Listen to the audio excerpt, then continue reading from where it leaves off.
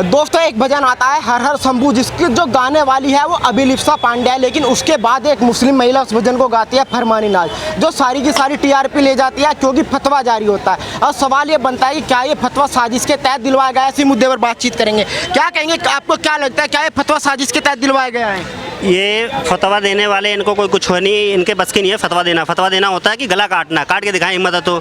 ये करेंगे नहीं ऐसा, क्योंकि ये इनका साजिश है। ये किसी के भी नाम पे फतवा जारी, हिंदुओं के नाम पे अगर फतवा जारी करते हैं तो 10 दिन के अंदर गला काट दिया जाता है। इसके नाम पे फतवा जारी किए तो इसको हजारों करोड़ों रुपए मिल जाते हैं। गाना जो 9 लाख चला हुआ होता है वो 5 मिलियन 10 मिलियन चल जाता है। इस गाने की जो ओरिजिनल गायिका हैं अभिलिप्सा पांडा, उन्होंने ये गाना गाया है, उनका कहीं नाम नहीं है, उनका मीडिया में कहीं का नाम नहीं है, जबकि गाना वो ट्रेंडिंग में चला। गाना वो हर स्टेटस पे, हर फोन पे, हर फेसबुक के वीडियो में दिखा वो गाना, लेकिन उनका कोई नाम नहीं लिया। जैसे ही कॉपी करके इन्होंने गाना गाया, इनके नाम पे फतवा जारी हो गया। फतवा इसलिए जारी हुआ क्योंकि वो गाना 9 लाख चला हुआ था, आज वो गाना फतवा जारी होने के बाद 10 मिलियन क्रॉस कर चुका है। तो वो उनको सिंपैथी, पैसा केवल एक हिंदुओं की तरफ से जो दी जा रही है ना, वो उनको चाहिए कि इनका ही पैसा लेना है, इनके ही पैसे से जिहादियों को देके और इन्हीं का गला कटवाना है। तुम्हें क्या लगता है कि वो फतवा जारी किया तो उसको मार देंगे? कोई नहीं मारेगा। केवल उसकी पब्लिसिटी करने के लिए एक नया हथकंडा अपनाया गया है। आप एक बात बताओ, जो ओरिजिनल गाना गा रहा है उसका कहीं नाम क्यों नहीं है?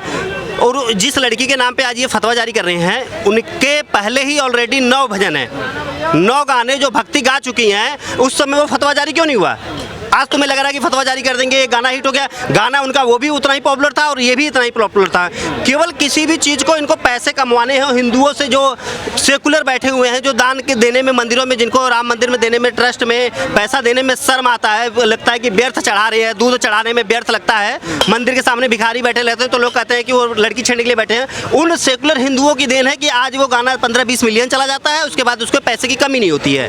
तो ये टारगेट किया जाता है एक हिंदुओं को ही कि इनका पैसा इनकी जेब से कैसे निकलवाएं। हिंदू तो बढ़ चढ़ के सपोर्ट कर रहा है फरमानी नाज। करेगा ही। मैंने आपको बताई ना कि सेकुलर जो कीड़े बैठे हुए ना, कह रहे उसके नाम से फतवा जारी कर दिया, यानी कि वो हमारे लिए गा रही है, वो हमारे तरफ से। अरे पहले उनके प्लान को समझो, उनके षड्यंत्र को समझो। जो 1947 के बाद 2047 तक, ये 100 साल के आगे तक सोच लिए कि हमें हिंदू राष्ट्र को मुस्लिम राष्ट्र बनाना है, वो कितना प्लानिंग और कितना कुछ सोच सकते हैं, ये हमारे समझ में ही नहीं आ रहा है। हमें वो चीज़ समझना पड़ेगा।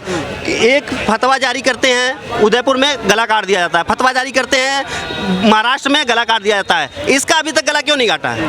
टीआरपी पर लगातार बढ़ती जा रही है, पैसे लगातार बढ़ते जा रहे हैं, क्यों? वहाँ पे कोई जिहादी नहीं पहुँच पा रही है, कोई नहीं पहुँचेगा। उनका शुरू से एक ही माइंड है, 2047 मुस्लिम राष्ट्र। वो कहती है कि मैं कलाकार हूँ, मैं तो कुछ भी गा सकती हूँ। आपको क्या लगता है, क्या वाकई दिल से गाया हुआ भजन है? मैं कह रहा हूँ, अगर तुम्हारे अंदर इतना ही कीड़ा काट रहा है कि हिंदुओं से पैसा नहीं लेना है, हिंदुओं के लिए नहीं गाना है, हिंदू भक्ति गीत नहीं गाना है, तो मैं जम्मू में चले जाओ, माता वैष्णो देवी कटरा चले जाओगे तो वहाँ जितने भी घोड़ा ले जाने वाले हैं ना, सारे मुस्लिम हैं। जितना हमारे बैग उठाने, हिंदुओं के बैग उठाने वाले सारे मुस्लिम हैं। जितना भी पालकी लेके जाने वाले सारे मुस्लिम हैं। मना कर दो ना उनको। तुम्हारी हिम्मत नहीं है मना करने की, क्योंकि तुम जानते हो कि अगर मना कर देंगे तो तुम्हारे पास पैसे नहीं है, पूरी पाकिस्तान बिक जाएगा, उनको खिला नहीं पाओगे। वो हमारे देन से चलते हैं, हिंदुओं के पैसे से चलते हैं, और तुम उन्हीं के खिलाफ साजिश करते हो। तो तुम्हें क्या लग रहा है कि हम चुप बैठेंगे? आज आवाज़ नहीं उठ रहा है, कल उठेगा। जब ऐसा आवाज़ उठेगा कि तुम किसी भी मंदिर के बाहर जो दुकानें लगा के बैठे हो ना, सारे उजाड़ दिए जाएंगे अगर ऐसे ही हाल रहा तुम्हारा। तो जो तुम भक्ति गाने के, ये भजन भी इसलिए गा गया कि हिंदुओं की टीआरपी सारी मिल जाए। हिंदुओं की टीआरपी, जो गाना ट्रेंडिंग में चला, जिसने गाना का बोल दिया, जो गाना गाया ओरिजिनल गाना जिसके नाम पे, उसका कहीं नाम ही नहीं है। और अचानक से फतवा जारी होता है कि सारा का सारा क्रेडिट उन्हीं के नाम पे चला जाता है। हिंदू होके भगवान का गाना गाया, उसका कहीं नाम नहीं है। मुस्लिमों के भगवान का गाना गा दिया तो पूरे भारत ने जान लिया कि उसके खिलाफ फतवा जारी हो गया। ये टारगेट ही है, ये साजिश है। ये केवल हिंदुओं को नीचा दिखाने के लिए कि हम अपने हिंदू को, अपने बहन को नहीं जानते जिसने गाना गाया है, और जिसके नाम पे फतवा जारी हो गया उसको सब जान गए, पूरा भारत जान गया कि नहीं मुस्लिम भी भारत में भक्ति गीत गाते हैं। अरे वो गाते किस लिए हैं? हम तो नहीं कहते ना। गाए तो 9 लाख से ज़्यादा क्यों नहीं बढ़ा हुआ वीडियो, जो तुम आज 15 मिलियन 10 मिलियन जा रहा है? वो हिंदुओं का पैसा जिहादियों के लिए लगाना चाहते हैं। कैसे हमारा गला काटा जाए, कैसे हमें देश में बर्बाद किया जाए, यही उनका मोटिव है और कुछ नहीं है। लेकिन मीडिया भी फरमानी नाज को बिठा लेता है। जो मैन सिंगर है अभिलिप्सा पांडे, उससे मीडिया बात नहीं करता कि तुम्हारा गाने कितने व्यूज हो गए।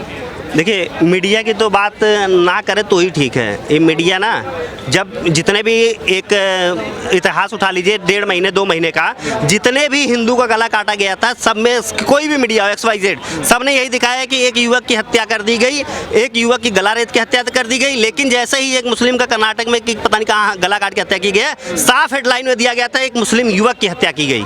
ये मीडिया का चरित्र है, ये मीडिया है कि मुस्लिम युवक, साफ लिखने में कोई शर्मिंदगी महसूस नहीं होती, और जब हिंदू का गला काटा जाता है तो लिखते हैं कि एक युवक का हत्या कर दिया गया गला काट के। अच्छा, जैसे गाना वायरल हुआ, फरमानी नाज के भाई कह रहे हैं कि बिग बॉस से ऑफर आ गया है, तो क्या आपको पूरी साजिश दिखाई दे रही है? जिस तरीके से पॉपुलर किया गया कि अब जगह जगह से ऑफर आएंगे और फरमानी को जहाँ पहुँचाना था वहाँ पहुँच जाएगी। देखिए, बिग बॉस तो एक सबसे घटिया प्लेटफॉर्म है। वहाँ पे जो भी जाने का मतलब है कि बिना शादी के संबंध बनाओ, कुछ भी करो, वहाँ पे एकदम काला चरित्र वाले ही लोग जाते हैं। ऐसे जगहों से ऑफर आने का मतलब हम कुछ नहीं समझते, वो तो हम समझते हैं कि नर्क में ज़िंदगी जा रही है। बिग बॉस कोई बहुत बड़ा महान शो नहीं है, बहुत बड़ा तोप नहीं है। पिछले साल चला था, इस साल एकदम बैठ गया है, अगले साल ऐसे ही हाल रहा ना। जब तक सलमान खान होस्ट करते रहेंगे ना, ये देखना इस बार TRP इसके 0 चली जाएगी।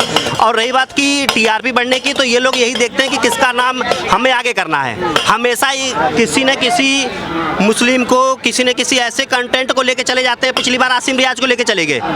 हिंदू मुस्लिम इनका खुद ही का टारगेट रहता है। उसको बिग बॉस में बुलाए हैं, लास्ट तक 2nd नंबर तक उसको लेके ही जाएंगे कि लोगों को लगे कि नहीं, हमारा शो चल रहा है, हम तुम्हारे साथ हैं, हम तुम लोगों के लिए शो चला रही है। ये तो ये नग्नता का प्रचार करना बिग बॉस की एक TRP है, उसमें जाने का कोई महत्व नहीं है। पैसे तो अब मैं आपको क्या बताऊं कि कोई भी कमा लेता है। अगर ऐसे ही धंधा करके कमाना हो तो पैसे बहुत लोग कमा रहे हैं, इसमें कोई बड़ी बात नहीं है।